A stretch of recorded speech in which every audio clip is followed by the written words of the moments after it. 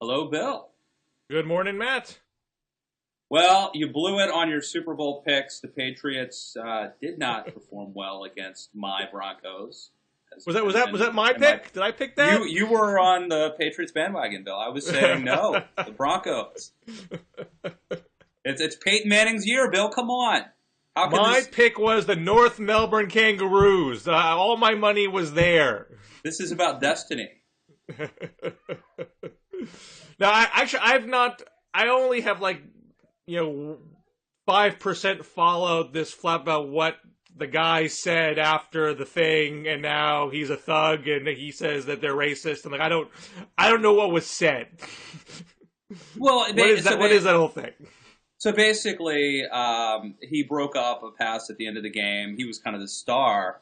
And then Aaron Andrews, holds up the mic and I think asks him one of those sort of like, how did you feel when you broke up that interception? And he's like, it was more like what he said than how, or I'm sorry, it was more how he said it. Like, it'd be like if I was like, they come at me, man. I'm the best blogger in the world. It was like a WWE, Right. sort of like Randy Macho Man Savage or Hulk Hogan. Like, first of all, brother, we're going to be here. It was like one of those, it was Right. like more of a WWE shtick thing. Okay, well, that sounds pretty innocuous.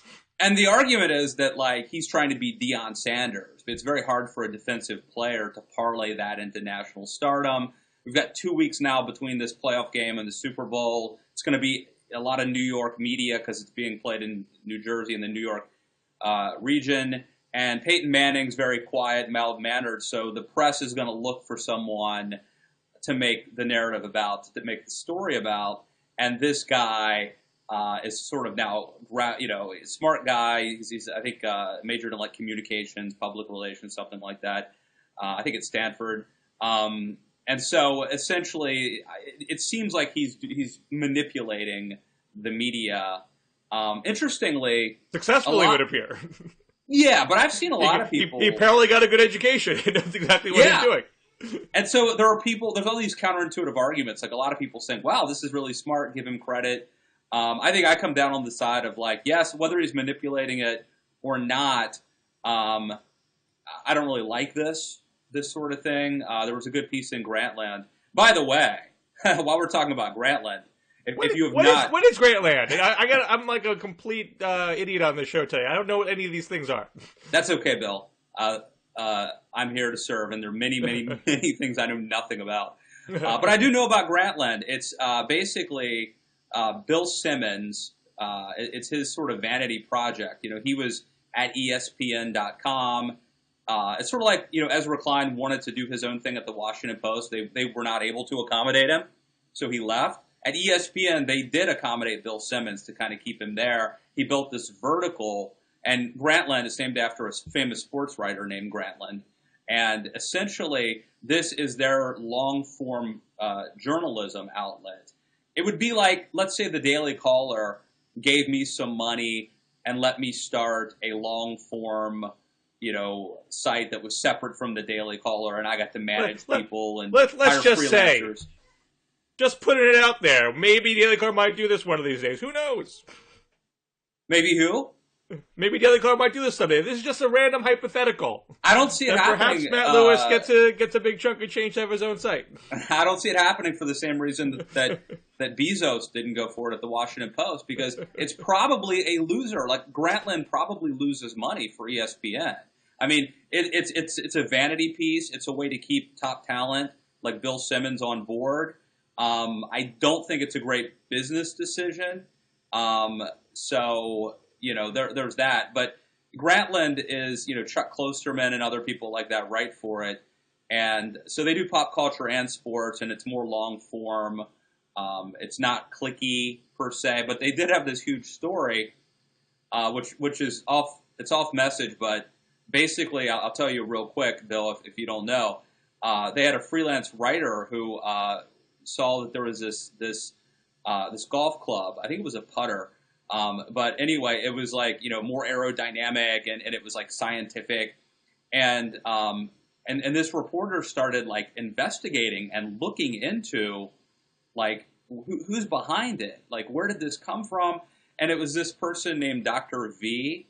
who like apparently had been involved in like this stealth bomber, and he starts digging and like it's all bogus. This person has created this great golf club, but their background doesn't hold water. There's conflicting reports. Investors have been misled. This is essentially a con artist, and eventually this reporter finds out that Dr. V, you can't find anything about Dr. V because it's a transvestite who changed. It was a guy who changed his name, and this transvestite ends up killing herself. And so Grantland puts this story. This is like many thousands of words. This long, amazing investigative reporting this freelancer for Grantland does, and they put it up for the first day or two. It gets a ton of press and publicity, and people love it. And then I think it was BuzzFeed who decided to sort of make a big deal and say that they had overstepped their bounds. At one point, Dr. V accuses the reporter of committing a hate crime for investigating her. Now, in the Grantland piece, once they find out it's a transvestite, they quit referring to Dr. V as her and start calling Dr. V him. And so now Grantland has issued like an apology, and what I thought was really very shameless is Bill Simmons saying that he should have, in his like apology, sort of mea culpa. He basically says that he should have referred to GLAAD's style guide, and like unironically said that. So anyway, I think it's an example of political correctness triumphing over sports coverage and really good investigative reporting. But man, if you've not read that original piece, do so. So the original piece is a good piece. Oh yeah, it's amazing investigative reporting, thousands of words, just a guy who like doggedly is investigating somebody and finding that the things that, investors were misled, someone who's lying about their background, and then finds out sort of why there's no paper trail on this person, because this person didn't exist a decade ago. And the interesting thing is that despite the fact that Dr. V seems to have been a complete and utter con artist, it seems like the golf clubs actually worked. Like the science behind them actually was really good. They actually worked. But it was just great dogged reporting. I mean, like, when you talk about a cost-benefit analysis, I mean, there are stories like, is the juice worth the squeeze, right? Like, there's a lot of stories that I could pursue, but frankly, is it even worth it? Like, at the end of the day, are you going to get clicks? Is anybody going to care? Here's a guy who's a dogged reporter who spent months pursuing this person that nobody else really cared to look into the background. And so that's great reporting. But, Bill Simmons believes that mistakes were made, that they should have had somebody more familiar with the transgender community helping vet the story. So I guess everyone's going to have someone familiar with the transgender community on staff now. So this could be a good sort of, job creator there. So we're going farther afield than what we plan to talk about, but it seems like the Grantland model, non-clickable, long-form, semi-vanity project to keep top talent on board, is somewhat the opposite of what Ezra Klein is trying to do, which is very clickable, albeit wonky content. Reporting on the policy community, the think tank community, the political science community, and try to find ways to make that more clickable and shareable and viralable, blah blah blah. But also a bit of a personal vanity project. You asking the Washington Post to give me, a big chunk of change, have me have kind of like a fiefdom within the larger Washington Post operation with my own set of staff, and what he was asking for seemed to be too much for the new owner, Jeff Bezos, to accept. If he's got to revitalize the entire paper, is he going to have too much resources for this one project? And you had written a while back that Ezra Klein would be wise to leave because the future is a sort of personally branded kind of media operation. But now, just today, you're suggesting that Jeff Bezos made the right decision not to sink so much money into it. So I'm just curious where you come out on it all. So actually, you're right. I was sort of ahead of the curve writing about this subject like 6 or 8 months ago, long before Marco Calderon at Huffington Post reported that Ezra was, floating this idea. It wasn't really my idea, though, to begin with. It was Ben Domenech's, who essentially was arguing. This actually came from a Blogging Heads episode where Ben Domenech went on the show with Kevin Glass from townhall.com. And during their conversation, Ben, who went out on his own and has started several different projects, most recently The Federalist. So Ben's sort of an entrepreneur in that regard. And Ben was saying that Ezra Klein should do this. So it's really, he deserves the credit, the prescience, not me. Having said that, I admire people who are entrepreneurs and who can sort of find a way, instead of working for the man, to do their own thing. I'm more of an intrapreneur, at least for now. Let the other guy build the infrastructure and take the risks, and I'll still get to do my own. You just coined a trend right there. Right? You're sort of still a free agent, but you get health care. I mean, this is what I like. I take calculated risks. But there is, little risk, little reward, high risk, high reward. I mean, there's potential to make a lot of money and to make a huge difference by starting your own thing. I'm probably more like Bill Simmons, in the sense of he stayed with ESPN and has that brand around him, but still gets to do his own thing a little bit. So I'm not necessarily saying what's right or wrong. I would say that I think that there's always this tension between what's fun and interesting and providing value versus what gets clicks and makes business sense. And so I think that's the rub. And ultimately, I don't know the answer. Ezra has clearly decided to take that risk, to take that chance, and it'll either work or it won't. But I give him credit for having the gumption and the guts to do it.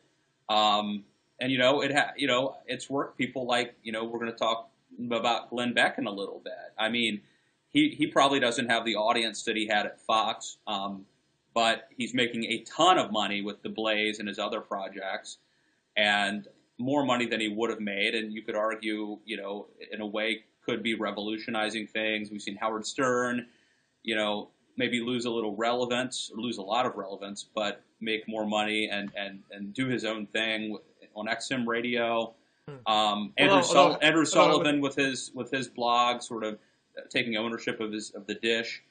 So it's not unprecedented.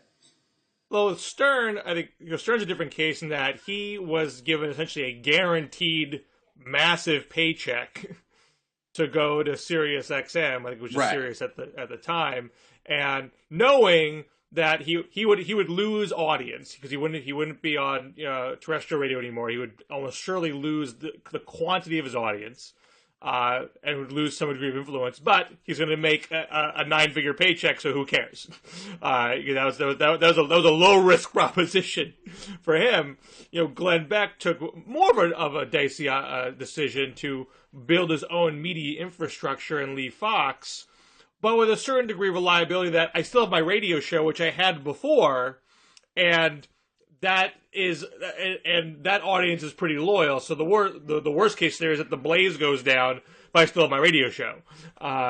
With Ezra Klein here, I think it's a bigger risk because we really don't have an example of a highbrow, policy-oriented site, having a sustained audience and a profitable audience, though presumably would be kind of a high-end audience. We just don't know if that model works yet or not. Right. He obviously has put a lot of thought into it. He's been doing experimentation on Want Blog and this No More offshoot that he did at the Washington Post. But he didn't have to have it totally stand alone because he had the Washington Post behind it. So I just think it's uncharted territory, and it's not like there's other examples of wonky cover like Glenn Beck. There's examples of sensationalistic, over-the-top radio and commentary that people have made money off of before. Right. Highbrow policy reporting, less so. I agree. I mean, I can say personally, like if it were, I think I can say if it were me, I think I'd stay at the Post. And maybe start something on the side if he's allowed to, or find a way to negotiate like a hybrid situation where he can dip his toes in the water. But then again, there's a reason why Michelle Malkin has probably made millions of dollars starting these websites and selling them, and I haven't. I mean, I admire the entrepreneur, and I give kudos to Ezra for being brave and tackling this. It could fail spectacularly. I guess the thing he has going for him is all of his friends sort of in the establishment mainstream media. I don't know how much that gets him, but that gets him something. Well, I salute the intrapreneur, so I salute you, sir. This should be like a Mr. shows up at 8 and leaves at 3. We salute you. That's the backbone of America right there. For the man who doesn't think he can make it on his own. You, sir, are a hero. Yeah. Now, you were saying, so we actually plan to talk about, you were very fascinated by Glenn Beck's comments on Fox. You can go home again. He's still allowed in the Fox News studios after his acrimonious departure. He goes on Megyn Kelly's show, and he seems to apologize for what he did on his Fox show and saying he helped divide America. That's weird, isn't it? Well, Glenn Beck is prone to, sort of oscillating opinions. And so to a certain extent, nothing he says would surprise me because he, tomorrow he could take it back and say something totally different. So, I'm not utterly surprised. I will say this. I believe, this is sort of my worldview, I believe that the work we do, that our vocation is an extension of who we are. And if you believe that you have a purpose-driven life, then your work ought to be, in some degree, making the world a better place. Now, it doesn't mean you have to be a writer or a TV host. I mean, but whatever you do, you are doing sort of, God gave you certain talents and skills, and you were using those talents and skills, to help people in some capacity. That's sort of how I view the world. And so if Beck is admitting that that number one, he was given this huge opportunity, this huge megaphone, right? And which is a great responsibility. And if he is sort of tacitly admitting that he spent several years with this amazing opportunity, and it turned out to be a net negative, that he actually made the world a little less of a better place, that he actually divided us instead of uniting us, that's a huge indictment, in my opinion. And that's a huge problem. I would be very upset and very displeased with myself if I thought that was the case. Do you think he is that upset with himself? Do you really think he feels he wasted his time on his plant and made the world the worst place, and he's going to do some sort of course correction now? I'll admit to you, Matt, I do listen to Glenn Beck from time to time. I'm in the car sometimes between 9 a.m. and 12 noon, and yeah. I don't get a sense that he has a different approach to things. Well, let me say, I don't listen to him, but I will say this. I mean, I have heard him on the radio a few times. It's way better than his TV show. I didn't like his shtick on Fox and the whole histrionics and paranoia stuff. His radio show is really funny and really good and interesting. I mean, he is incredibly talented. He has, I would say he's closer to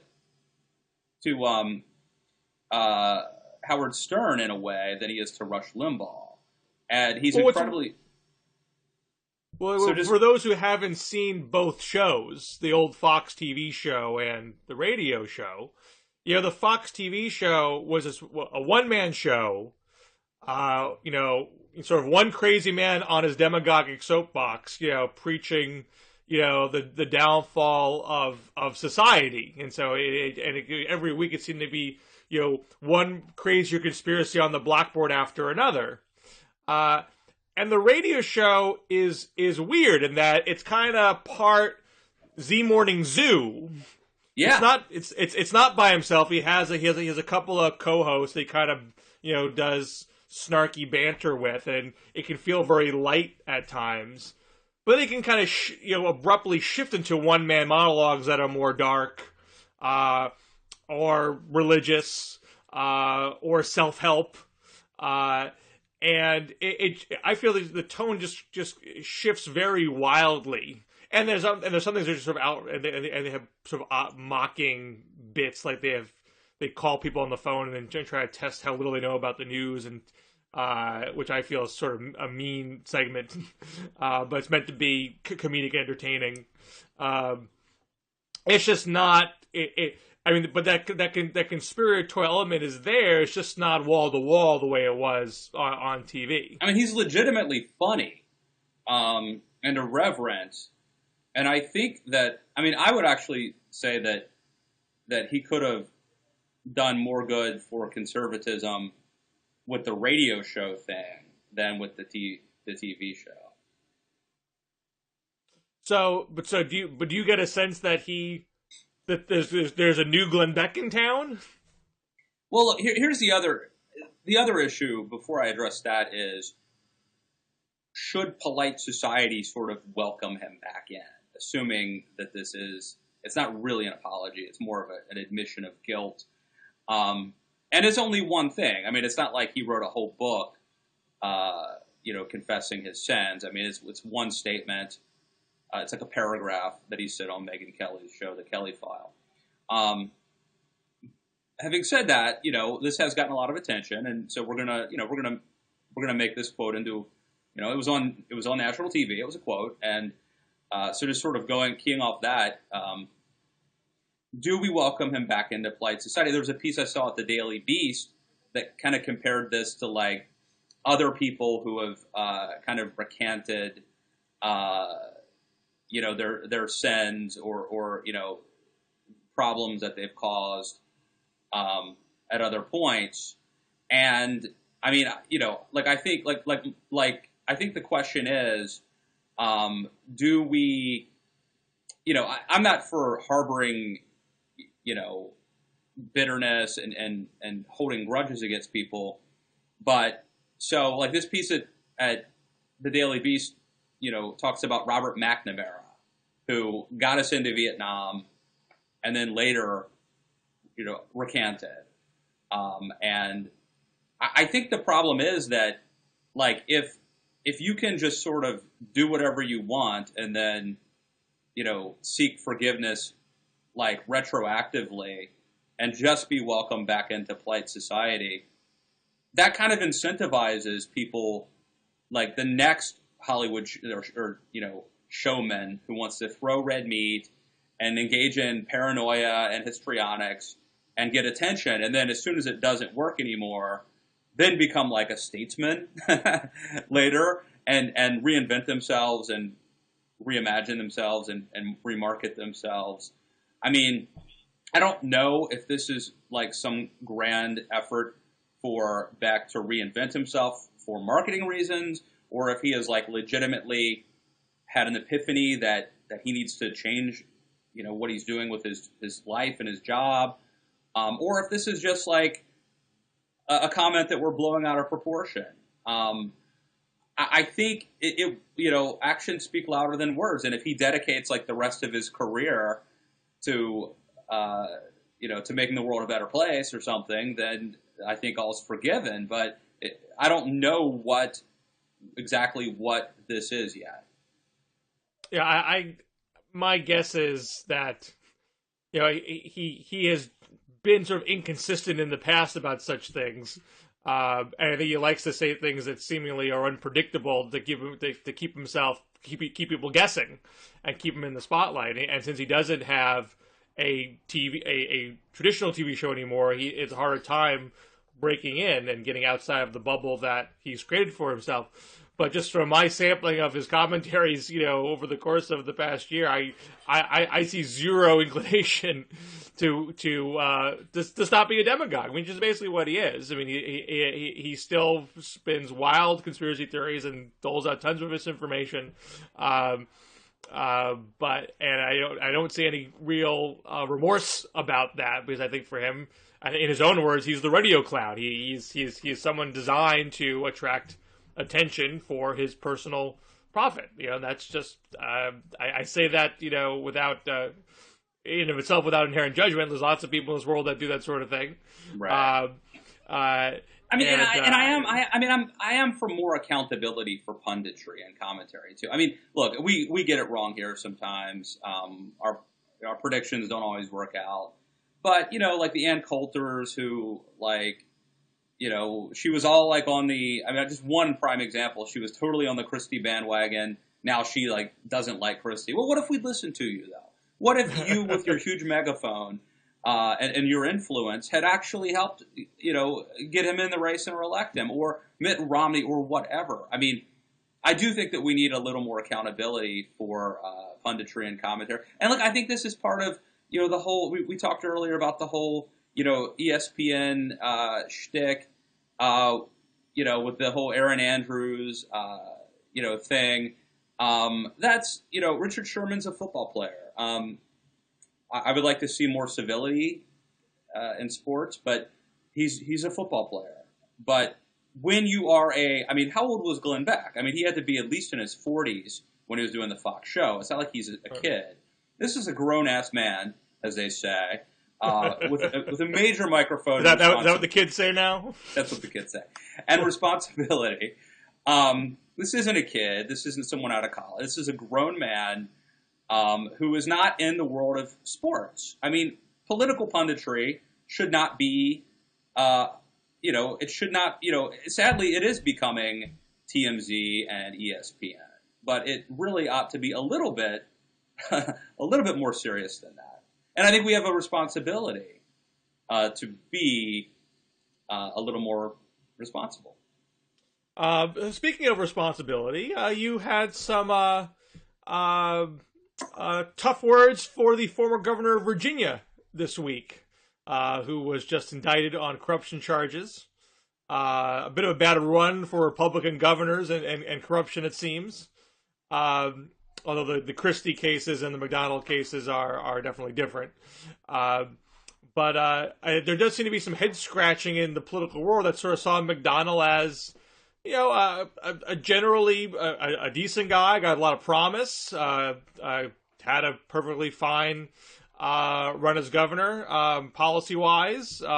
Previously talked about in as having national potential, and seemingly thrown away on pretty ticky-tack stuff. Not to say that the charges don't mean anything, but I think you mentioned in your piece, he would have probably been very, very financially secure if he just bided his time, because you're term limited to one term in Virginia. You're going to get a sweet corporate job at minimum after being governor of Virginia, and you'll be able to take care of your wife and family. Why'd you have to jump the gun and take a bunch of shady gifts 3 years earlier? It's odd. Yeah. So I guess for those who don't know, Bob McDonnell, the former governor of Virginia, and his wife were indicted a couple days ago. And it's unclear to me whether or not... So he did a lot of things, allegedly, that were very unseemly, accepting gifts. And there is an appearance of a quid pro quo. So he took gifts from this guy, this sort of, charlatan marketing some cure-all. It's sort of like the magic elixir guy who rolls into town selling his wares. And so this guy was selling, I don't know, some sort of energy, I don't know what it was, but some pill or something. And he wanted studies from Virginia colleges to say that it actually was healthy or helped people, and so there is a sense that there are things that would indicate that the governor took lots of money and gifts from this dude in return for helping open doors for his business in Virginia. The problem is that a lot of the stuff that seems very unseemly is probably not illegal. Virginia, they can accept gifts unlimited. And what is you need sort of a smoking gun to prove a quid pro quo. I mean, if you and I are friends and you loan me money, and that's fine in Virginia, or if you give me money, that's fine in Virginia. And if I think you have a good product and I recommend it or whatever, well, that's fine too. I mean, but maybe there's a deal that you said, if you scratch my back, I'll scratch your back. If there's an email or a smoking gun, then we're in trouble.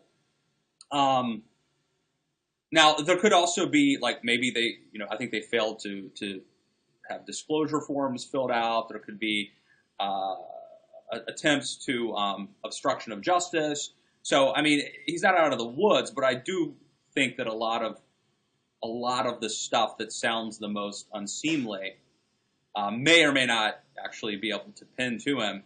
It might be a thing where you get him for tax evasion or something instead, spitting on the sidewalk or whatever.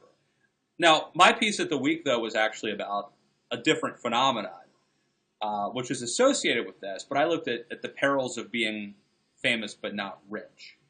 And it was Byron York, by the way, who pointed out that he could have just bided his time, Byron York at the Examiner, and been rich eventually. But the sort of phenomena that I wanted to look at is that, in fact, just to play devil's advocate, I mean, I'm not defending this dude at all, but just to play devil's advocate, it is a little bit easier to be in politics if you have money. And sometimes people who don't have money have to, or they engage in gray areas that they might otherwise not have to engage in. If you don't have money, you don't have the luxury of saying no sometimes. So, in my piece, I write about if you're a writer. I mean, if you're if you're Bill Buckley and you're from a very wealthy family, then you can say no to certain things, or you can.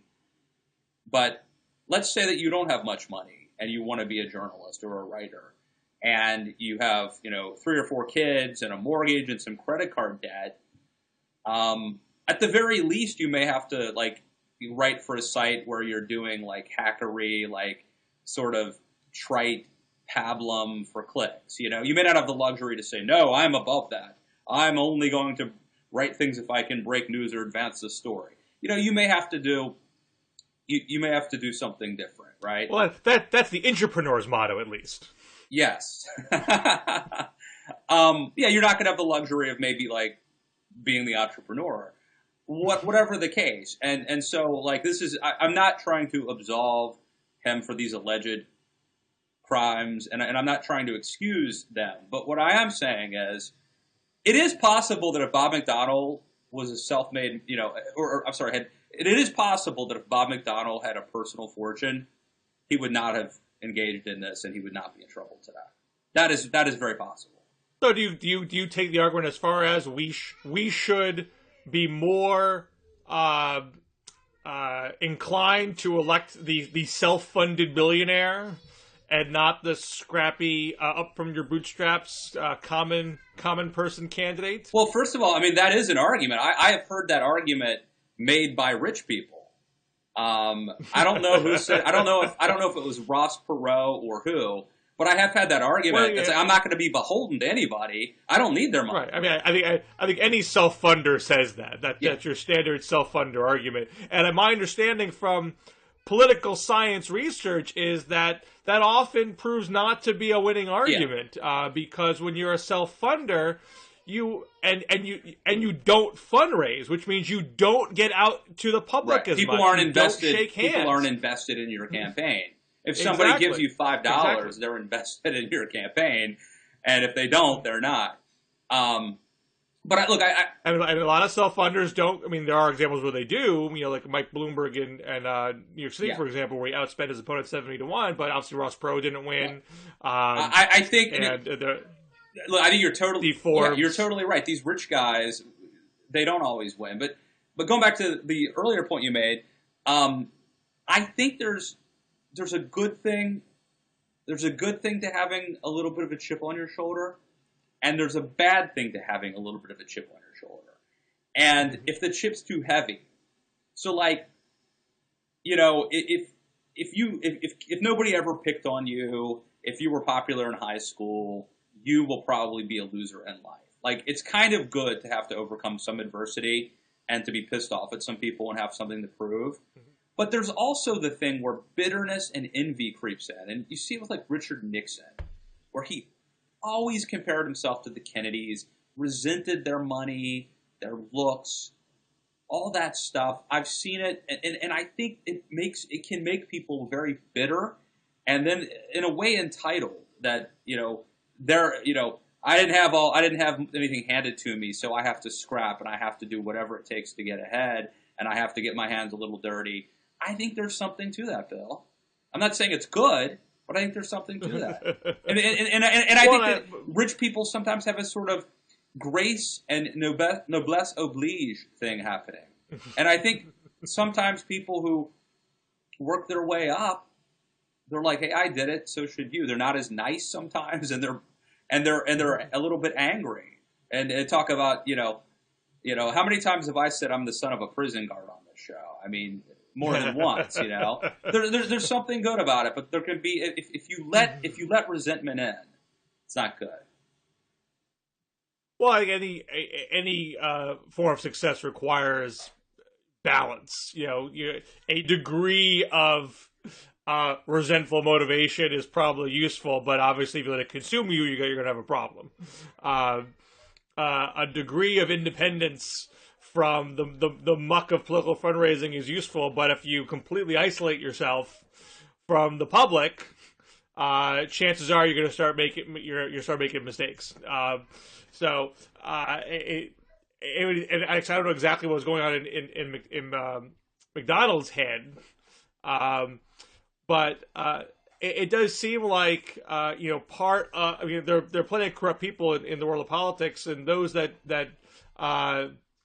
don't get away with it, have some degree, I think, of hubris and sloppiness. I mean, I doubt that he got into politics solely to make a little extra cash and make the world safe for dubious dietary supplements. Right.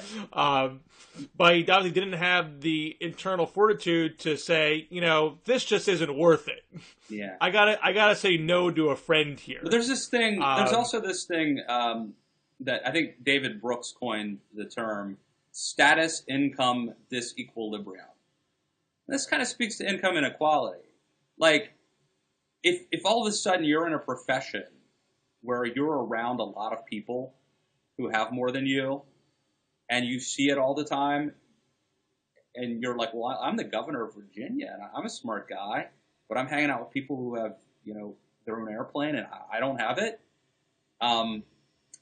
Where you have the status, but you don't have the money. It goes back to my headline, which is written, I believe, by the great Ben Fruman, not by yours truly. I don't write the headlines, and when you hate the headlines and you get mad at me, I didn't write it. In this case, it was a great headline that I didn't write. But it speaks to that, to being famous but not rich. It's sort of weird, but in a way, it's if you're going to be like poor or middle class, you're happier about it if you're around other poor and middle class people. But if you like have the status and the stature, you're a famous politician, but you're making like $100,000 a year, and you're around people who make tens of millions a year, that income inequality can kind of get to you after a while. Yeah, and forgive me for putting my Obama bot hat on and recycling a point from our last show, but I think it should be instructed to people. Maybe there should be some more analysis about it. How did Obama rise from Chicago politics to the White House? Chicago politics is not known as the cleanest. Folks on the right tried very hard to attack a culture of corruption narrative on him and take every, you know, Kevin Bacon 6 Degrees of Separation aspect to his career and prove that, you know, he's part of the Chicago machine. But obviously, you know, he has not been sunk by scandal. And, you know, just because he had to find a way to navigate that culture and not let it, you know, be an albatross. So, yes, he had to do a handshake event at Bill Ayer's house. It's not really a corruption machine thing, but, you know, that doesn't mean he went to Springville, Illinois and sponsored the Bill Ayer Education Act. Well, look, I think there's so many lessons in this, Bill, and I think one of them is, and you're absolutely right. I think one of them is being a person who is very cautious. I mean, the no drama Obama thing does pay off, right? And I think he's cautious and prudent, and that's important. I think who you're married to matters greatly. I mean, this, you know, I don't want to say like Adam and Eve or Lady Macbeth, but very clearly, Bob McDonnell's wife, Maureen, was not stopping him from being tempted, and in fact seems to be leading him down the path of temptation. Shouldn't have. I'm not saying it's her fault, but she was clearly involved in it. She was clearly not a good, if the allegations are true, clearly not a good check. So who you marry matters greatly. And I think also, just some advice here for the young writers out there, because, you know, I've made this about not just politicians, but about all of us. Do not get into debt. Live like you do not want to be in a position like don't get 2 cars, get 1. Don't buy a new car, buy a used car. Keep expenses low, because if you want freedom to be able to be independent and intellectually honest, and to take chances and risk, you know, you get this great opportunity, but it pays less money. You can't do that if you have a mortgage and 5 kids and a credit card debt. That limits your freedom, limits your choices, and makes you susceptible to some gray areas, right? And it's seductive. It doesn't happen. It's not like you go from being like a Boy Scout to like taking a huge bribe, right? It's a series of small things that can corrupt you over time. But you can limit these things if you are, you know, prudent and cautious. If you surround yourself and marry people who will kind of keep you in check, or at least not lead you down the path of temptation. And if you can keep yourself from being made vulnerable. That's why when they do background checks, you know, does he owe anybody money? Is he in debt? I mean, those who are his friends. I mean, that's why they do that. These things matter. I mean, when I was in college, I was a politics major. It wasn't called political science right away. They called it politics, and sort of the main 200 level course, which is about political negotiations, and one of the main professors in the department was had a chance to sort of give his basic worldview, and he was trying to groom, you know, politicians. And the very first class, he gives this lecture about, you know, sort of, you know, do you understand how hot it gets in Washington? And you know, the answer is, you know, extraordinarily hot. You have no idea how hot it gets. And he tells a story about a recent student of his that it was the best student he ever had, who's now his life is destroyed in a scandal. And it wasn't that he was a bad guy, just that he made mistakes and got caught up in something. I don't remember his name or the particulars of it. And he concludes by saying, you have to function in this world as if there's always a camera in the room. Yeah. And this is this is the early 90s. This is pre-World Wide Web. This is pre-YouTube. Like, it was not an unusual concept that you need to behave in a way where you might get caught doing something, even if you don't think anybody's watching. I mean, that was just, it's not a novel concept for how one should carry themselves in politics, and yet people still don't do it, which I find odd.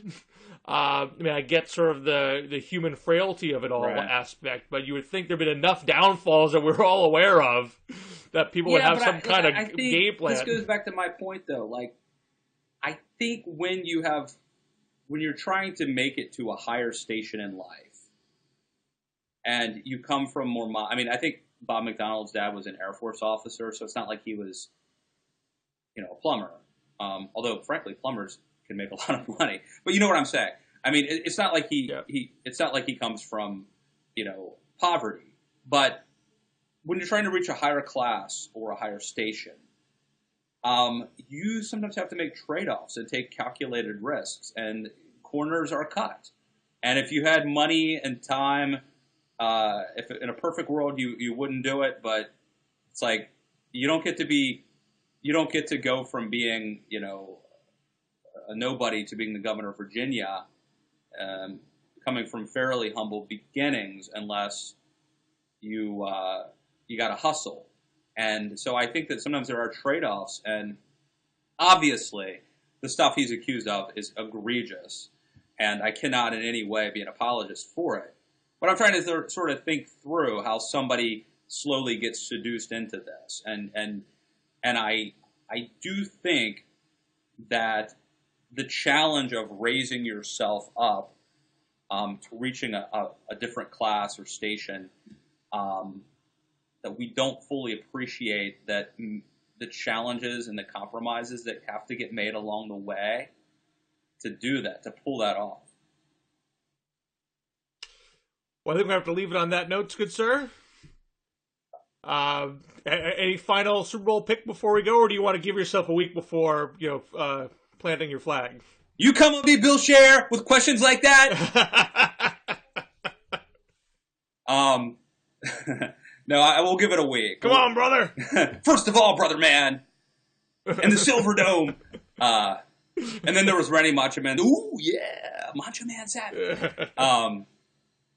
Now I want beef jerky.